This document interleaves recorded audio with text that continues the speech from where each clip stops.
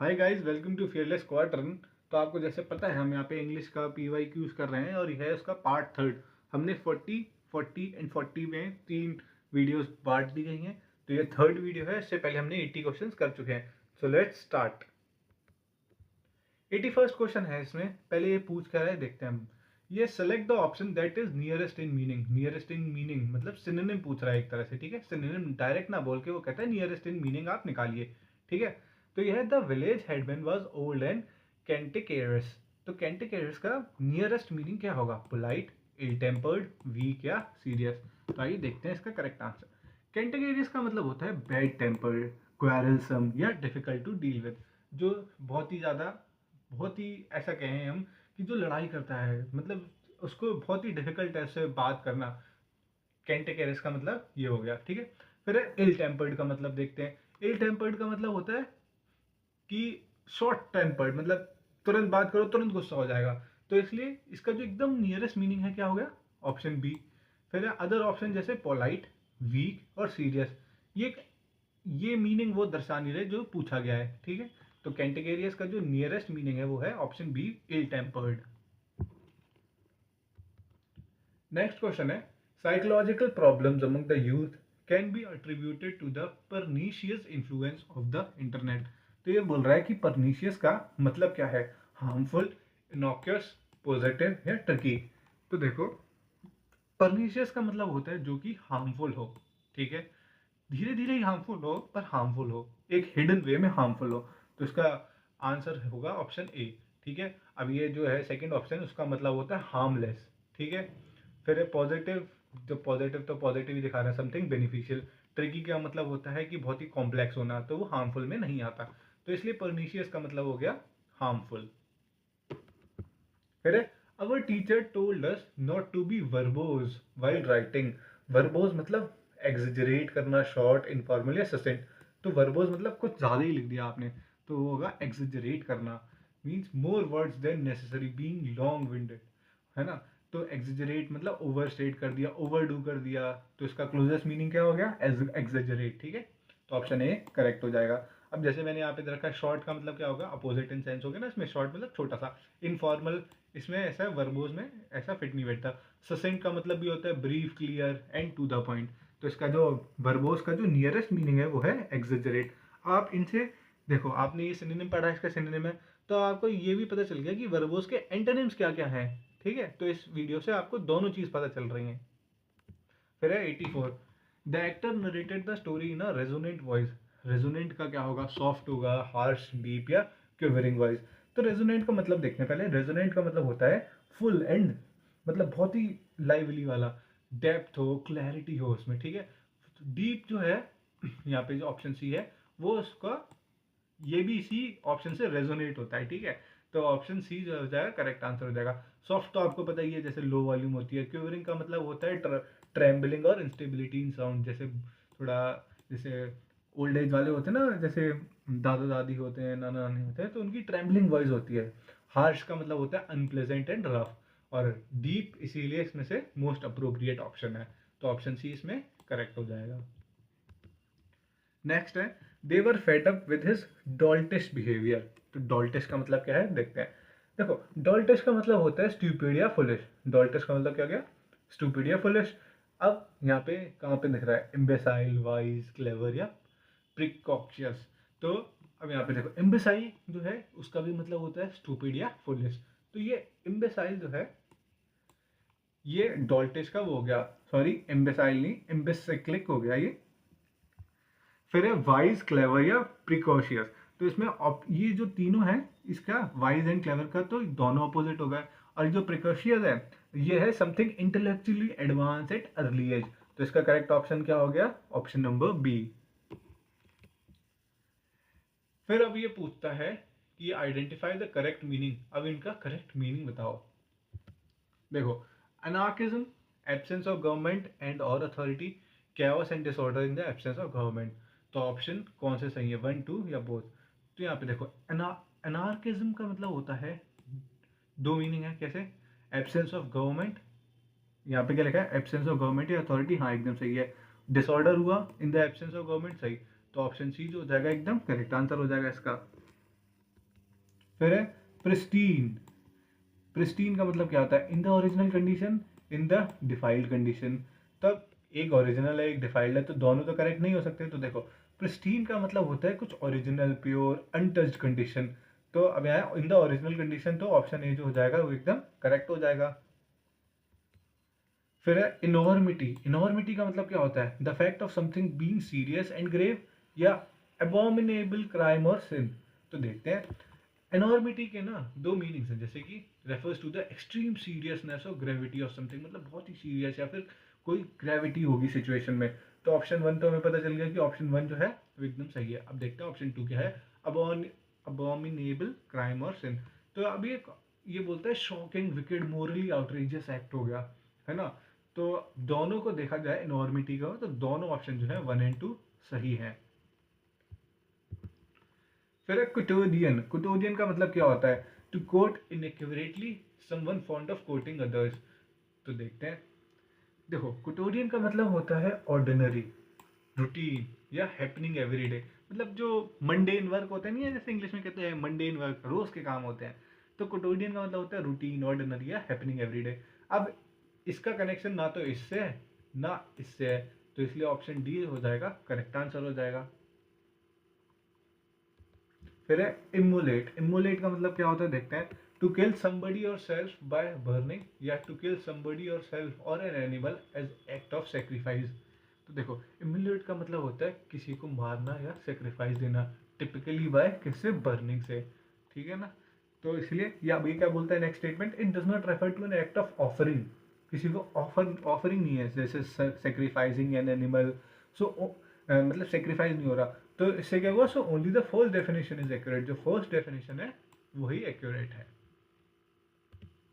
Next है minimise. Minimise का मतलब क्या होता है? कंप्यूटर में भी हम मिनिमाइज मैक्सिमाइज करते रहते हैं। Reduce something to the smallest possible degree या रिड्यूस एक्सपेंसिव और द डिग्री ऑफ एनीथिंग और एन एक्टिविटी। हाँ दोनों हमें सही लग रहे हैं, पर एक बार हम देखते हैं। मिनिमाइज मीन्स क्या होता है? Reduce something to the smallest possible amount. फिर कॉमनली यूज कैसे होता है ये कि reduce your expenses, reduce the cost, reduce your activity, ऐसा। तो दोनों जो है ऑप्शन सी जो हो जाएगा इसमें करेक्ट आंसर हो जाएगा। फिर है डिफाई। डिफाई का मतलब क्या होता है? To treat someone in high office with utmost reverence या वर्शिप और treat someone as a god. हाँ तो treat someone with extreme reverence, है ना, रिस्पेक्ट, आउट ऑफ रिस्पेक्ट। आप किसी को आउट ऑफ रिस्पेक्ट बहुत ही ज़्यादा रिस्पेक्ट दे रहे हैं, और किसी को हम ऐसे भगवान की तरह मान लेते हैं, जैसे आजकल लोग बाबा को भगवान के रूप में देखते हैं ना, तो वही ऐसा। तो ये जो दोनों स्टेटमेंट हैं वो इसको आराम से डिफाइन करते हैं। तो करेक्ट आंसर हो जाएगा ऑप्शन नंबर सी। फिर रैंकॉन्ट्योर। रैंकॉन्ट्योर का मतलब क्या होता है? Someone who is capable of telling stories in an interesting manner या somebody who believes in only telling tall tales. या तो वो कह रहा है पहला स्टेटमेंट की स्टोरी को इतने अच्छे से बताएगा इंटरेस्टिंग मैनर में, या फिर लंबी कहानी। तो देखते हैं इसका मतलब क्या होता है। ये एक पर्सन होता है वो स्किल्ड, मतलब एक पर्सन है ये जो एक स्किल है उसके पास, वो स्टोरी को इतने अच्छे और एंगेजिंग वे से बताता है, किस्से बना के। एनेक्डोट का मतलब होता है किस्से बना के, और इतना अच्छे से कि आपको पता ही नहीं चलेगा स्टोरी कब खत्म हो जाएगी। ये एग्जेजरेट नहीं करता है, ठीक है। तो इसीलिए ऑप्शन वन जो हो जाएगा वो सिर्फ ऑप्शन वन ही करेक्ट हो जाएगा। तो ऑप्शन ए जो है करेक्ट आंसर हो जाएगा इसका। फिर है इमैस्कुलेट। इमैस्कुलेट का मतलब क्या होता है? Making someone strong and powerful या इंक्रीज वंस मसल एचर। तो देखो एमैस्कुलेट का मतलब हो गया to deprive someone, especially a man, of strength, power, confidence या मैस्कुलिनिटी आइडेंटिटी। तो अब इसमें मेकिंग समवन स्ट्रॉन्ग और पावरफुल ये भी है, सही नहीं है, और ये भी। तो इसलिए ऑप्शन डी जो हो जाएगा neither one nor two correct answer हो जाएगा, ठीक है। फिर नेक्स्ट है पर्टर्बेशन। पर्टर्बेशन का मतलब क्या होता है? Mental anxiety and disturbance, deviation of a system और moving of the cause by an outside influence. तो पर्टर्बेशन का मतलब होता है मेंटल एंजाइटी होना, डिस्टर्बेंस होना पर्सन के अंदर, है ना। और फिर ये कह रहा है deviation of a system of moving of the cause. हाँ ये भी होता है, जैसे कि यहाँ पे लिखा है ना ऑर्बिट और motion caused by an external influence. तो दोनों जो स्टेटमेंट हैं both one and two correct एकदम दे रखे हैं इसके, जो डिफाइन करते हैं स्टेटमेंट को। फिर कहता है कि आपको अब वही चूज करना है, इन स्पाइट ऑफ, डिस्पाइट ऑफ, कैसे यूज हो रहा है, इन स्पाइट ऑफ हो रहा है कि डिस्पाइट, कैसे क्या कर, identify the sentence in which the underline have been correctly in the context and mark your choice. ठीक है, देखो, in spite the cold he decided to climb the mountain, correct answer क्या होगा, in spite of, in spite की जगह in spite के साथ क्या आएगा, इन स्पाइट ऑफ। ठीक है, फिर है डिस्पाइट द वार्निंग, तो despite of the warning she was determined in swim and later swim the entire distance. Sentence sentence one को हमने क्या है, इन स्पाइट ऑफ आना चाहिए। फिर the issue of human rights is imminent in the constitution of most countries। फिर बोलता है they invited an eminent person as the chief guest for the event। तो देखो, imminent का मतलब होता है inherent, जो पहले से ही हो, या existing within something। फिर है imminent, imminent का मतलब होता है about to happen soon। ठीक है, अब हम अगर ये कहेंगे कि they invited an eminent person as the chief guest for the event, तो ये करेक्ट नहीं होगा, तो ये ऑप्शन वन जो है वो करेक्ट हो जाएगा। Among those who had applied for the job, I found 4 candidates to be outstanding। फिर दूसरा कहता है amidst the confusion caused by the melee, the perpetrator slipped away। तो देखते हैं, among those, yes, among is used to indicate being part or within a group। ठीक है, एकदम among those कि इनमें से ये था। amidst the confusion ये भी सही है, तो ये ऑप्शन सी जो है बोथ 1 and 2 दोनों सही है। फिर है they will soon be applying for the permission. फिर है next, they shall be pleased with the arrangements made by अस। तो देखो, विल इंडिकेट सिंपल फ्यूचर, ये तो आपको पता है एक्शन स्टैंडर्ड मॉडर्न यूज है। They will soon be applying for the permission, वो जल्द से ही जल्द अप्लाई करेंगे। फिर they shall be pleased with the arrangement made by us, और वो खुश होंगे, प्लीज्ड होंगे। तो दोनों स्टेटमेंट जो है सही यूज करे गए हैं, एकदम शैल और विल एकदम सही यूज करे गए हैं। फिर है you have been frivolous whereas I have been serious. दूसरा बोलता है the difficulty seem insurmountable, nevertheless the courage to carry on was undaunted. तो इसमें भी नेवरदलेस एंड वेयर एज दोनों सही यूज हुए हैं, तो ऑप्शन 1 एंड 2 दोनों सही आंसर हैं इसके। फिर ये नई चीज़ पूछी गई थी सीडीएस में, गोल्फ का क्या होता है, court, pitch, course, ground, cricket का क्या होता है, पोलो का, टेनिस का। तो देखो, इसका ऑप्शन ए जो है वो करेक्ट है, ए का होगा 3, गोल्फ का होता है कोर्स, बी का होगा 2, क्रिकेट का सबको पता है क्या होता है, पिच, सी का 4, पोलो का क्या होता है, ग्राउंड, और टेनिस का क्या होता है, कोर्ट। फिर है डॉल्फिन, एलिफेंट, मंकी, चीता और उनकी आवाज़, तो ऑप्शन सी जो है वो करेक्ट हो जाएगा। फिर नेक्स्ट है फिश, डक, आंट, क्रो और उनकी ग्रुपिंग को क्या कहते हैं, तो इसमें ऑप्शन बी जो है वो करेक्ट हो जाएगा। फिर है clump of, bunch of, stack of और बंडल ऑफ, ये थोड़ा इंपॉर्टेंट है, इसको हम देखेंगे। ठीक है, तो इसका ऑप्शन डी है करेक्ट। देखो, ए का 4 क्लम्प ऑफ ग्रास, याद रखना, बी का 3 बंच ऑफ फ्लावर्स, ठीक है, सी का 2 स्टैक ऑफ क्या होगा, लकड़ी का गट्ठर, गट्ठा गट्ठर कहते हैं ना, तो सी का 2। फिर क्या बचा, डी का 1, ये तो पता होगा, बंडल ऑफ क्लोथ्स, तो इसीलिए ऐसे हो जाएगा ये। नेक्स्ट है स्विमिंग, खो खो, कबड्डी, फेंसिंग, क्या होगा related words, butterfly, chaser, ankle hold या टची, उसमें टर्म्स हैं ये एफकेट में भी पहले पूछे जाते थे, अब तो नहीं पूछे जाते, तो ये हो गया। डी ऑप्शन जो है करेक्ट है। कैसे देखते हैं अब, ए का 2 स्विमिंग में होता है बटरफ्लाई, बटरफ्लाई मतलब स्विमिंग करते हुए तो बटरफ्लाई एक पोज होता है, तो वो स्विम करते हैं जब वाटर के अंदर, तब बटरफ्लाई बन के भी करते, मतलब बटरफ्लाई पोज होके भी होता है। फिर है बी का 3 खो खो, चेजर, ठीक है, चेज करता है। फिर है सी का 4 सी ये रहा, एंकल होल्ड, कबड्डी में एंकल होल्ड, पैर पकड़, टैकर पकड़ कर, एंकल पैर होता है ना जो वो। फिर है फेंसिंग, फेंसिंग में आता है टश, टश बोलते हैं या ठशे, ठीक है। फिर ये है 2 सेंटेंस दे दिए हुए हैं हमें। You are required to identify the option that most appropriately combine both the sentence into one sentence. अब एक ये दे रखा है और एक ये 4 में से एक होगा, और मोस्ट अप्रोप्रिएट हमें देखना है। तो इसमें ये हम पढ़ेंगे पहले, he was adamant about refusing the honour bestowed upon him, he did not trust the credential of the organization that intended to recognize his contribution। फिर ये देखो C option, he was adamant about refusing the honor bestowed upon him अब ये एक हो गया यहाँ तक स्टेटमेंट, अब ये दूसरा चालू हुआ था। अब कैसे इसको ज्वाइन करेंगे, देखो, since he did not trust the credential of the organisation that intended to recognise his contribution. ऐसे ही सारे करेंगे आगे। तो अब 107th क्वेश्चन क्या कहता है, he undertook the difficult task he did so albeit the fact that he didn't have any spare time. तो देखो कैसे करेंगे, he undertook the difficult task, अब फिर आएगा यहाँ पे in spite of the fact that he did not have any spare time. उसके पास टाइम नहीं था लेकिन तब भी उसने डिफिकल्ट टास्क लिया, तो इसलिए ऑप्शन ए जो है करेक्ट हो जाएगा। फिर नेक्स्ट है, he wrote the exam with the utmost confidence. ठीक है, फिर दूसरा, he was grossly under prepare for the examination. तो देखो, he wrote the exam with the utmost confidence although he was grossly under prepare for the examination. हम मानते हैं कि उसने अपना पेपर बहुत अच्छे से लिखा, लेकिन वो अंडर प्रिपेयर्ड था एग्जाम के लिए, तो इसलिए ऑप्शन डी जो है करेक्ट है यहाँ पे। फिर है, he pledges to donate his body parts. Next क्या कहता है, he was himself the beneficiary of organ transplantation. Correct option क्या है, he pledges to donate his body part.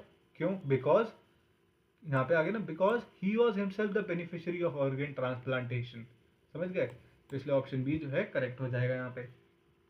फिर है, he was adamant to undertake the journey to the hills he had promise to visit his school. तो देखो, he was adamant to undertake the journey to the hills for he had promise to visit his school. ठीक है, यहाँ पे for आ जाएगा, तो option A जो हो जाएगा करेक्ट हो जाएगा इसमें भी।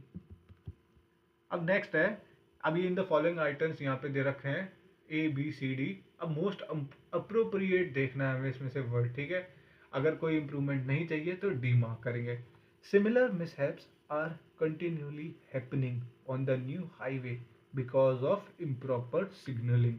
हैपनिंग की जगह क्या आएगा, मैनिफेस्टिंग, अकरिंग, रिपीटिंग या नो इम्प्रूवमेंट। तो देखो, अकरिंग आएगा यहाँ पे। ठीक है, कंटिन्यूली हैपनिंग की जगह अकरिंग, मिसहैप अकर हो रहे हैं। नेक्स्ट है, the visiting school children circumnavigated around the Dal Lake and the visible delight during their visit to Srinagar। तो यहाँ पे आएगा, अराउंड नहीं आएगा, सिर्फ आएगा circumnavigated, ओनली दिस। तो ऑप्शन सी आएगा इसमें करेक्ट आंसर। नेक्स्ट है, the principle of the school assembled the student and emphasized the importance of discipline in their everyday lives। एकदम करेक्ट ऑप्शन है, कोई भी इंप्रूवमेंट की जरूरत नहीं है। नेक्स्ट आता है, the group was accused of biased participation in the discussion। क्यों, because their entire attention was centered around their own proposal। Centre around नहीं, centered on आएगा इसमें करेक्ट आंसर। फिर 115th question, he claimed that he was merely an uninterested participant in the negotiation। ठीक है, तो इसमें क्या आएगा करेक्ट आंसर, देखते हैं, अ डिसइंटरेस्टेड पार्टिसिपेंट। ठीक है, uninterested participant, he claim that he was merely an uninterested participant, तो ऑप्शन बी जो हो जाएगा डिसइंटरेस्टेड पार्टिसिपेंट। नेक्स्ट है, change from active to passive voice, respect your elders. तो देखो अब कैसे करेंगे, इसका चेंज करेंगे तो आएगा एल्डर शुड बी रिस्पेक्टेड। कहाँ पे एल्डर शुड बी रिस्पेक्टेड जो है वो डी है। अब देखो इसमें एक्सप्लेनेशन क्या है, पैसिव वॉइस में क्या होता है, ऑब्जेक्ट होता है ना, जो जैसे यहाँ पे है, your elders become the subject and the action is express within a suitable form B plus past participant. इसको हम जब आगे की एक्टिव पैसिव की वीडियो आएगी उसमें बहुत अच्छे से सिखाएंगे। नेक्स्ट है, शट द डोर। तो door is to be shut, let the door be shut, the door be shut या नो चेंज, तो let the door be shut, option B जो है वो करेक्ट हो जाएगा। फिर है वही change the, Sujata was advised by her mother to carry an umbrella while stepping out into the rain. तो अब इसको हमें वही करना है, पैसिव से इसको एक्टिव में करना है। तो आएगा, her mother advise Sujata to carry an umbrella while stepping out into the rain. याद रखना, अब हरदम ये नहीं, ये पढ़ के ये जो इंस्ट्रक्शन होते हैं ना वो बहुत इंपॉर्टेंट होते हैं। नेक्स्ट है वही पैसिव टू एक्टिव करना है, he was said to be a good cricketer. तो ही वॉज सेड, तो आएगा they said he was a good cricketer, उन्होंने कहा कि वो गुड क्रिकेटर था। फिर है, his hair is being cut by a professional. तो a professional will be cutting his hair, a professional is cutting his hair, he will be getting a professional hair cut या क्या। तो देखो a professional is cutting his hair, जो option B है वो correct हो जाएगा इसमें एकदम। तो आज के लिए ये पार्ट थर्ड खत्म होता है, और डिटेल्ड वीडियोस ईडियम्स की, फ्रेजेस की, सिनेमे मेंटेनेंस की, और जो भी पैटर्न चेंज जैसे जैसे CDS, FCAT, NDA करते हैं उसका हम इन कॉन्सोनेंस रह के हम साथ साथ लेके आते रहेंगे। और हम ये वीडियो एंड करते हैं। ये लिखा है you gain strength, courage and confidence by every experience in which you really stop to look fear in the face. आपको स्ट्रेंथ मिलती है, करेज आता है, कॉन्फिडेंस आता है, हर एक उस एक्सपीरियंस से जिससे आप डरना छोड़ देते हैं और आप डट के सामना करते हैं।